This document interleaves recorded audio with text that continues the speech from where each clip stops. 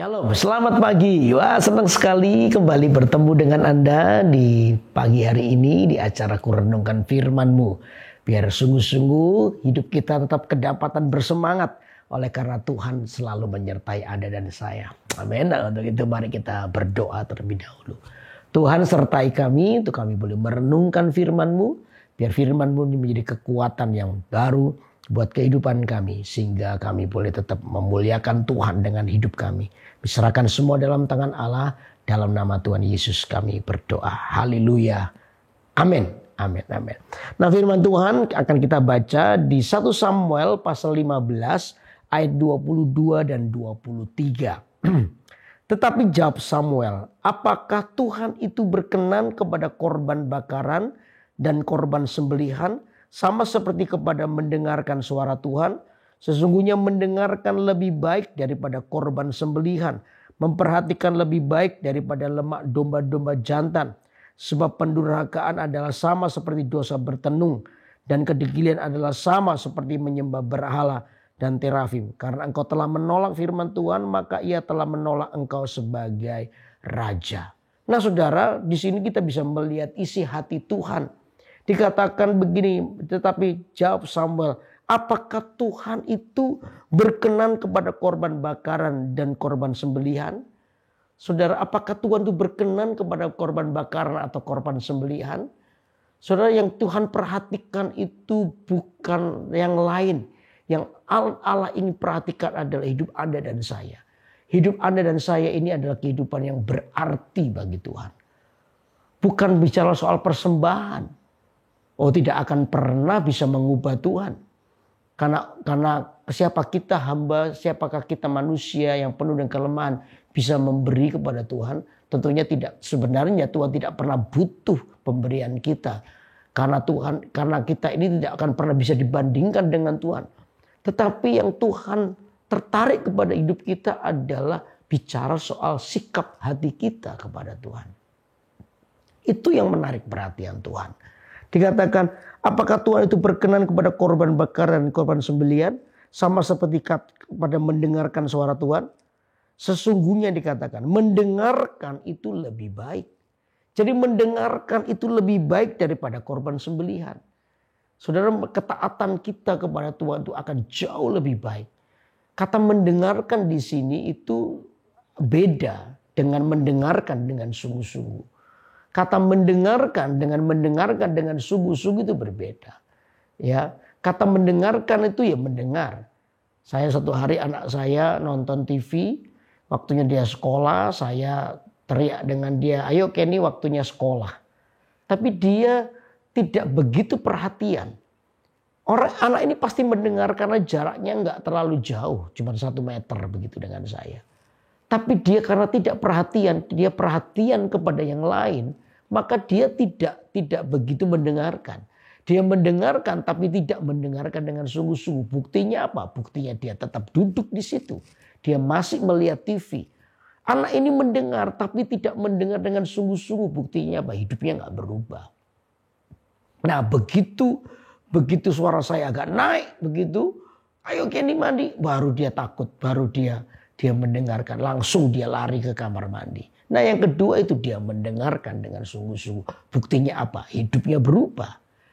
Nah bagi Tuhan persembahanmu itu baik. Gak apa-apa kita mempersembahkan sesuatu baik. Tapi biarkan hatimu yang baik pula itu yang dilihat oleh Tuhan. Katakan amin. Anda mempersembahkan sesuatu buat gereja, buat persembahan, buat misi dan lain sebagainya itu bagus. Tapi Tuhan juga lihat hatimu. Kau punya motivasi apa di dalam memberi. Itu jauh lebih menarik perhatian Tuhan. Kau sedang melakukan dengan tulus atau tidak. Berarti apa yang mempengaruhi Tuhan? Sikap hati kita. Apa yang mempengaruhi Tuhan? Sikap dari hati kita itu. Itu yang mempengaruhi Tuhan. Makanya dikatakan mendengarkan dengan sungguh-sungguh itu lebih baik daripada korban sembelihan. Memperhatikan, kata memperhatikan itu berarti mendengarkan dengan sungguh-sungguh ya. Memperhatikan itu lebih baik daripada lemak domba-domba jantan. Mendengar dengan sungguh-sungguh jauh lebih bagus, lebih baik. Saudara, Anda sedang memberikan sesuatu buat pembangunan gereja, buat misi, nggak apa-apa. Ya, tapi kalau hidupmu nggak berubah, kau tetap akan ketemu dengan murka Tuhan. Jangan dikira Tuhan itu bisa disuap dengan pemberian kita lalu, oh aku sudah memberi gereja banyak maka Tuhan pasti mengampuni. No, no, no, no. Bicara soal hidup Anda, keselamatan Anda itu adalah keputusan hatimu secara pribadi. Halo amin. Halo amin. Boleh memberikan persembahan, boleh memberikan, tapi dengan hatimu yang juga diubahkan oleh Tuhan. Berarti itu artinya Anda mendengarkan dengan sungguh-sungguh. Hati kita diubahkan. Nah, kelihatan bagaimana Anda mendengarkan Tuhan dengan sungguh-sungguh dengan cara ini. Hidupmu berubah. Anda tidak di situ terus, tapi Anda mengalami perubahan hidup. Itu berarti mendengarkan dengan sungguh-sungguh. Amin. Nah, yang kedua, katakan ini, sebab pendurhakaan adalah, disinggung soal yang kedua ayat 23. Sebab pendurhakaan adalah sama seperti dosa bertenung. Dan kedegilan adalah sama seperti menyembah berhala dan terafim. Ya, dikatakan begini, sebab pendurhakaan, apa sih arti kata durhaka? Durhaka itu artinya menolak apa yang sebenarnya. Nah, kalau saudara tidak dirubah dari dasar hatimu, kita ini tampak sepertinya beribadah di luar, tetapi di dalam kita nggak berubah, maka apa yang kita lakukan? Kita akan melakukan yang namanya kedurhakaan. Apa itu? Menolak apa yang sesungguhnya. Dengan kata lain, kita tiba-tiba terjebak pada yang namanya kemunafikan. Kita itu sebenarnya melakukan A, tapi kita menolak A. Kita itu kayaknya beribadah, tapi kita menolak kekuatan ibadah. Ya, dengan apa? Dosa masih jalan terus. Tampak luar kita baik, tampak luar kita rohani, tapi dalamnya kita busuk. Itu disitulah maka pendurhakaan terjadi. Penolakan kepada apa yang sesungguhnya. Sesungguhnya itu begini nggak boleh ini, tapi Anda cuma kepingin kelihatan baik, Anda membangun namanya reputasi saja supaya kelihatan baik, tapi dalamnya nggak berubah. Maka terjadi namanya dosa pendurhakaan. Itu yang membuat Tuhan itu tidak bisa menerima sesuatu karena apa? Karena terjadi pendurhakaan, kemunafikan di dalamnya. Saudara, kalau Anda lakukan itu, ya pendurhakaan ini, maka sama dengan namanya kedegilan hati itu kita bangun dalam hidup kita. Karena itu kita berada di titik yang berbahaya. Karena apa? Kita berada di dalam kemunafikan. Ya, pendurhakaan. Terus, karena engkau telah menolak firman Tuhan, maka ia telah menolak engkau sebagai raja. Ini jelas, kalau firman Tuhan kita tolak, maka kita pun akan mengalami sebuah penolakan. Bukan Tuhan menolak kita, bukan. Tapi diri kita yang kita letakkan di dalam kegelapan.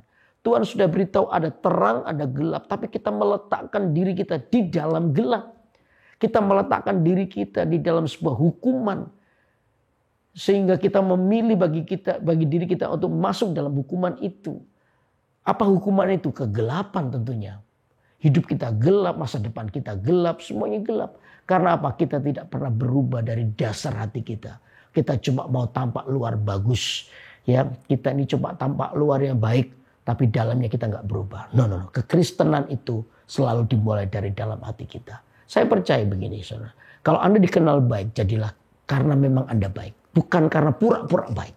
Kalau Anda jadi orang yang jujur, memang karena Anda jujur. Bukan karena pura-pura jujur. Kalau Anda bangun dirimu kebenaran dalam dirimu, dengan sengaja Anda bangun kebenaran dari dalam diri Anda sendiri. Maka nanti coba lihat. Reputasi Anda itu akan otomatis membangun dirinya sendiri. Kalau Anda bangun dirimu dengan kebenaran, maka reputasimu itu otomatis akan membangun dirinya sendiri. Anda bukan orang munafik. Anda bukan orang yang mau kelihatan baik di luar. Tapi jahat di dalam. No. Kita luar dalam sama. Karena apa? Kita bangun hidup kita. Kita mendengarkan dengan sungguh-sungguh. Karena itu bagi hari ini biar jadi perenungan buat hidup kita. Ya, Tuhan itu tertarik dengan karena mendengar dan menaruh perhatian. Mendengar dan menaruh perhatian itu mendengar dengan sungguh-sungguh. Itu Tuhan jauh lebih tertarik. Karena apa? Disitulah hidup Anda mengalami perubahan.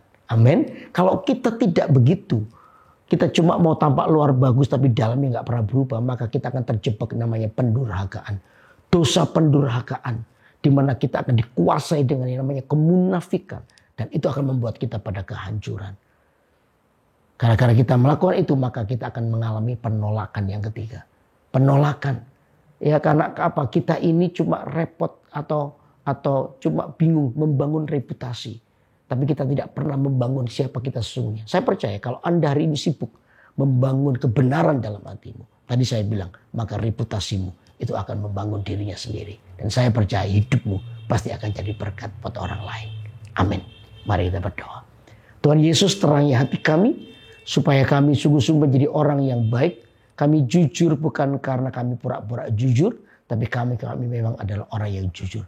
Kalau kami baik bukan karena kami mau pura-pura baik, tapi memang kami adalah orang yang baik. Karena terus Tuhan, Kau terangi hati kami sehingga kami boleh berjalan bersama dengan Engkau menyenangkan hatimu. Terima kasih ya Tuhan, biar firman-Mu berbicara di hati kami supaya kami boleh membangun yang terbaik dari Tuhan. Terima kasih Bapa, dalam nama Yesus kami berdoa. Haleluya. Amin.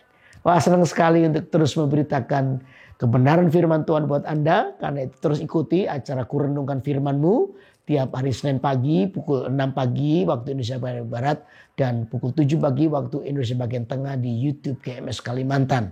Dan saya percaya saudara yang belum subscribe silahkan subscribe. Dan saya percaya Tuhan pasti akan memberkati Anda dengan update acara-acara rohani yang pastinya akan membuat Anda bertumbuh dalam Tuhan. Tetap semangat, sampai ketemu Senin depan. Tuhan berkati, bye-bye.